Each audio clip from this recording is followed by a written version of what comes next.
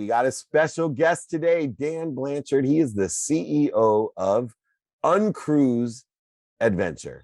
And Dan, I have to start out because I know you do uncruises and you do them up in Alaska. And I had been to every single state in America except for one, Alaska. And I had saved it for my 50th birthday. I just said to my wife that my 50th state on my 50th birthday is going to be Alaska.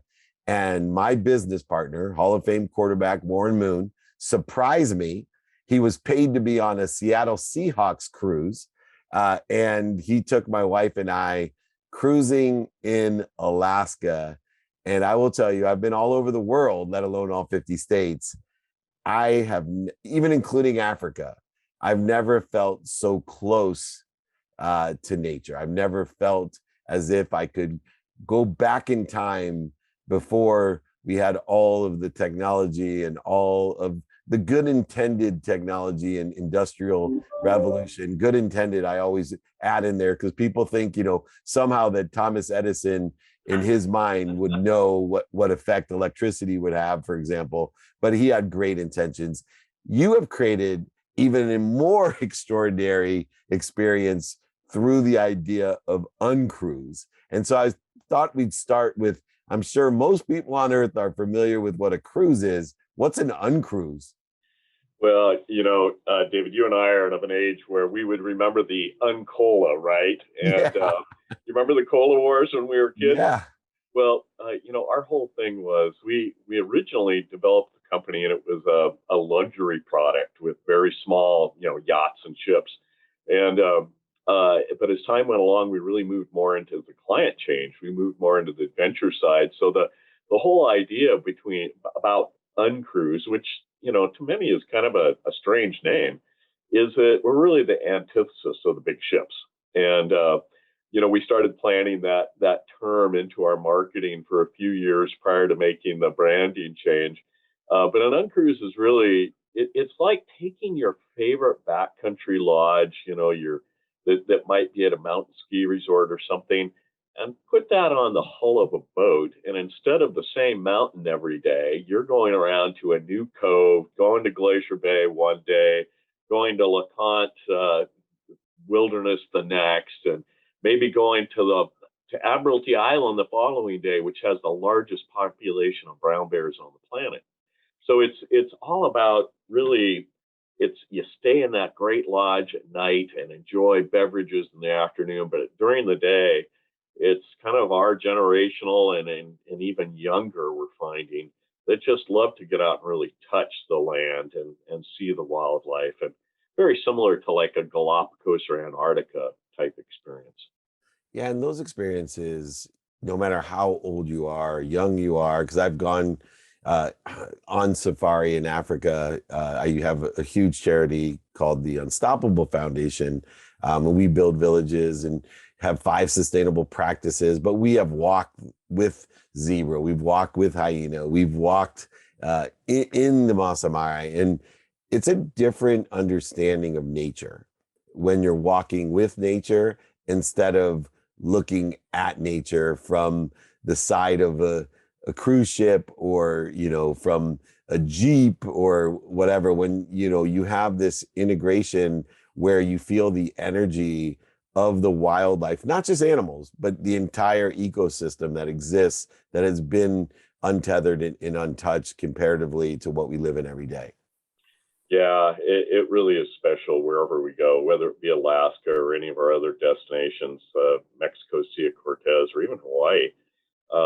It does give the chance, because we're not doing a port call to port call kind of thing. We can sit there and we can linger with 20 or 30 humpbacks for half a day, or we can take a lot of hikes or kayak around where we're seeing bears on the beach and this kind of thing. So it's that kind of flexibility. It's really funny, when I was a kid running as a captain, and I say kid, in my 20s, is when I came to Alaska. The World War II generation was very interested in seeing. They were happy to sit out on the deck with a cognac in their hand and maybe a cigar. And that was a great experience for them. And then came the boomers, and the boomers were more like, yeah, no, we gotta touch that glacier. We need to kind of hop on top of it. And I think, for you and I, kind of being a little more open-minded to what our world has to offer us, now that the younger generation that we're starting to get in their 30s, they are, they're even amped up more about touching, feeling, but now they're concerned about what's happening with their world, which we didn't really see in your and my generation when we were younger. So it's kind of a cool progression, and Uncruise fits that all so well. And one of the other things about the uncruise is the lessons and the stories. You were talking about these sustainable practices and raising our awareness, elevating our frequency, I like to talk about, and beyond the experiences of, hiking and biking and ice caves and kissing slugs and climbing mountains and bears and goats, etc. There is the lessons. And I find that as we all progress, not just the younger generation, that we are exposed to so much data that we want to be active learners. And, one of the things that you possess that we don't get on a big cruise ship or a tour is the storytelling that is aligned with the environment, the ecosystem, and the lessons that can inspire and empower us to create change and innovation for that change. How important are the stories that because you have such impromptu activities and exposure to natural courses of events? How important is the storytelling in the lessons today? It's huge, because I think as technology has changed and we have technology in our face all the time as just human beings, that the time in nature becomes more important than ever. I like to say that, we're really about, local wildlife and outdoors, local culture and local food. And if you couple those together to make that story, those experiences you have in the wilds, whether it be, waking up sleeping in a lounge chair and waking up to the sound of whales piping off at 3 a.m. in the morning, or northern lights that just recently hit us so hard here in the Juneau area, where it lit up the sky for 6 nights straight. Those are those are life experiences that we take home. And I think that those experiences, coupled with a small group of people that really bond, we find that a lot of our guests will actually, have these life experiences or stories, as you're saying, and then they come back with people that they met on the boat, because there becomes this like-mindedness for kind of taking the next step in experiential travel, and just feeling good about, where we as a people can go if we do things right. And one of the things that has changed over the last few years is the concern for safety, health concerns for safety. And a lot of people are looking for the safest experiences and the safest destinations. And doing my research on the uncruise, one of the things that definitely stood out from multiple accolades is the safe environment with COVID in its varying degrees and varying variances, changing and probably here to stay with us in some context. It's nice to know that we still can have these unique travel experiences that are extremely, according to the articles I've read, extremely safe. What are some of the aspects that make it so safe with our health concerns today? Well, David, that's a really good question. And of course, even in the news today, there's all sorts of change taking place about masks and all this kind of stuff. But for us, early on, we realized that the only way we could effectively operate in a successful manner was with a vaccine. So we instituted a full vaccination program amongst our crew and all our guests, no exceptions.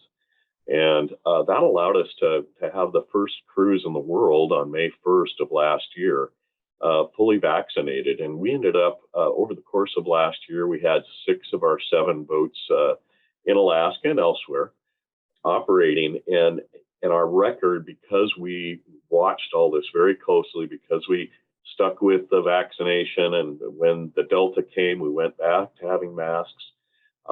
What we ended up with is 0.2% of all people on board did get COVID, but that is far lower than the public at large. and it's the lowest in the industry. So, this is out of, nearly 7,000 people. That's just a very small portion. And fortunately, because they were vaccinated, nobody really got sick. And so that's the real joy in all this. So we're still taking a fairly conservative move here, although we recently opened it up for not having masks on board as long as people were boosted as well as vaccinated. And as you know, this playbook is about inspiring people, putting them in spirit, creating some sort of experiential knowledge that we can transcode or transform other people with. And, we talk about being at a frequency or authentic to ourselves. I tell people to find their essence. And within that essence comes two components. One is a strength of knowing what we're connected to and through, and also a peace. I talk about peace having this amazing aspect of being able to be in the flow and to absorb confidence and inspiration that we've never seen before.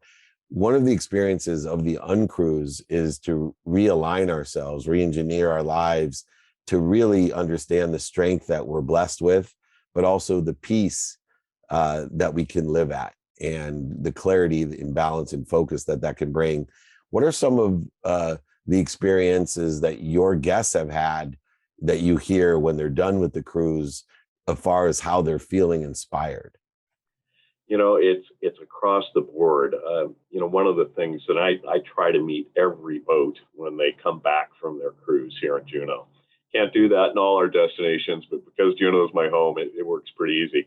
So what I hear from the guests when I go down and have breakfast with them on their departure day is, I hear, first of all, connection. That is the one thing, and it's because it's not just the human connection, which is the big part of this, being in a small group, having these experiences in the wildlife, but it's a connection to a greater piece of our world. For instance, when we go on our hikes or bushwhacks, there aren't many trails in Alaska, so a lot of times it's bushwhacking. We really make an effort on every hike to basically say, hey, folks, we're halfway through our hike. Let's take a break. You're all breathing hard. Instead of just, sitting here having our granola bar or whatever, let's separate. Let's just push away from the group, get 100 feet away from each other, and just enjoy 10 or 15 minutes of silence. And I have had so many people come back, and you talk about peace, and I think the great thing about talking about peace is it exudes peace in people. And I even felt it when you were sharing that. I felt, oh, I'm starting to be overcome with and my anxiety on this interview is starting to drop, because David's talking about peace, and peace speaks to our soul. So when people are out in the wilds and maybe they have this experience of just being quiet and they hear the delicacy of leaves falling, or perhaps they're out in a kayak by themselves and a humpback blows, they don't see the humpback at first, they just hear the blow.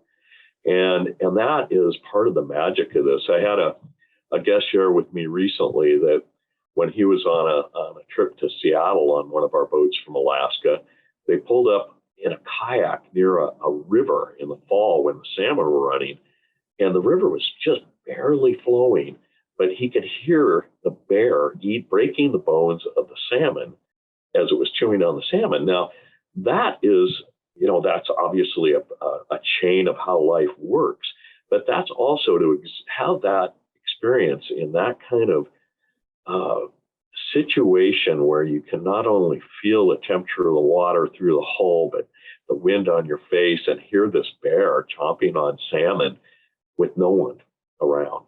And those are kind of the rich experiences that I think in today's world we need more of in order to kind of maintain that balance, in my mind. Yeah. And what I found too from traveling the world and meeting people like yourself, it's just a reminder of the limitations as well that we put on ourselves. And whether it's, swimming with sharks and stingrays, or whether it's, walking on the Maasai with the unbelievable size, scope, and scale of animals, you get a comfort level like you're walking past a dog on the street, and there you're thinking that's a hyena, but you feel this circle of life. And How adventurous, because I really encourage people to swim with sharks, and I encourage them to go to Africa and go on safari. And, I'm always amazed at the comfort that, the idea of glamping, but, so secure in it's such an experience. How adventurous do you have to be to take the UnCruise? What age, are there limitations that people put on themselves, or, is it as easy as it seems? It really is as easy as it seems. And the reason being is we're not high adventure. We're not soft adventure. We're not no adventure. We're everything. And what I mean by that is this is the case that we see a lot of times, David. Since early 2000, there's been a lot of what we call multi-generational travel, where you might bring your kids and they might bring their children. And so we see a lot of that. And almost every trip has multi-generational families on board. So we have to be able to design the trip for, the spouse that might be the super adventurous type. But maybe the person that booked the trip is actually not so much. They just want to hop in the skiff or even just sit in the hot tub and read a book all day. So the thing is we really work hard to where we can, if you've got 20-some-year-olds that are in college and they want to tackle mountains, we're going to take care of that. But grandma and grandpa that might be on board, they're going to be able to chill, go for a stroll on the beach, maybe see the whales right from the skiff or from the bow of the boat, or just chill as much as they like. So it really does cover. To be successful, we have to be able to cover that scope. Well, it was my bucket list, my 50th state. Incredible beauty is obvious when you're traveling in the places that the UnCruise goes. You have a podcast that talks about this idea of no ordinary adventure. And I think, as a final question, I would be amiss not to ask you for one of the non-ordinary or extraordinary, I should say, adventures. Could you share with us one of your favorite stories of an extraordinary or no ordinary adventure that you've experienced on the UnCruise? Well, yeah, I will. I'll share a time when we, years ago when we started the adventure program, we actually had overnights ashore as well. And we've kind of altered that a little bit, so where the overnights are a separate piece, but used to be included in the trip if you wanted it. And my daughter and I had actually finished a day of kayaking, and we put up our tent in the designated area, and which, you have to have permits for and all this kind of thing. But this is all just wild country. And we had actually, we'd been traveling in bear country. So, you carry your bear spray. And I had, being that this was my, then 20-some-year-old daughter, we had a routine, at night we have the headlamp right by our pillow. We had the bear spray. And if we hear something, and I knew we were in brown bear country, so I put a bunch of sticks outside the tent. So if a brown bear got close, I'd hear the snapping of the sticks. And all of a sudden, this is a abbreviated story here, but all of a sudden it's probably 2 a.m. and I hear this, and I'm Danae, we got a bear. And the first thing we do is turn on our headlamps, which makes the tent a big orb. And then we get our bear spray ready, and we're ready to drop it. Okay, I'm dropping the zipper, and we're ready with the bear spray. And I look over at my daughter, and she is laughing so hard she is crying, because what I had heard waking me up in the middle of the night was not a brown bear, but there are about 3 of what we call trumpeter humpbacks that are out of the 2,000 that are here in Southeast Alaska. And when I say trumpeter, they have a deviated septum right at their blowhole. And what it does, instead of going, it goes, and I had woke up thinking that we had a bear attacking us. And it was about 20 feet over the cliff in deep water that this humpback was just breathing. And so that's probably my biggest memory, which of course has my daughter involved in it, which, how can that be wrong? That is awesome. Considering I have a deviated septum, I think my wife thinks she's sleeping with a humpback. So in a different context. Someday I'll get it fixed, dear. But anyway, Dan Blanchard, CEO of UnCruise Adventures. I can't wait to go on one of these. You have me sold completely. And if I'm going to go back to Alaska, I know how I'm going to do it now. I'm going to call Dan Blanchard. Make sure you check out his podcast, No Ordinary Adventure. You understand the beauty and the bucket list. They're achievable in a variety of different ways. Thank you so much providing such a safe and fun way to experience your bucket list.